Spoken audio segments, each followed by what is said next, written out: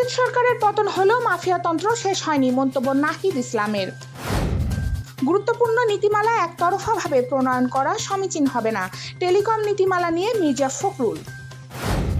মুরাদনগরে একই পরিবারের ৩ জনকে পিটিয়ে হত্যা। ইন্টারনেট ব্ল্যাকআউট কর্মসূচি থাকছে না, জানালেন সংস্কৃতি উপদেষ্টা মোস্তফা সরোয়ার ফারুকী। 2 কমিশনার সহ এনবিআরের আরও 5 কর্মকর্তার বিরুদ্ধে দুদকের অনুসন্ধান শুরু। গাজার প্রায় 85% এলাকা ইসরায়েলি সেনাবাহিনীর নিয়ন্ত্রণে কিংবা উচ্ছেদ আদেশের মুখে, জানিয়েছে জাতিসংঘ। এবং সড়ক দুর্ঘটনায় প্রাণ হারালেন পর্তুগালের তারকা ফুটবলার ডিয়েগো জোটা।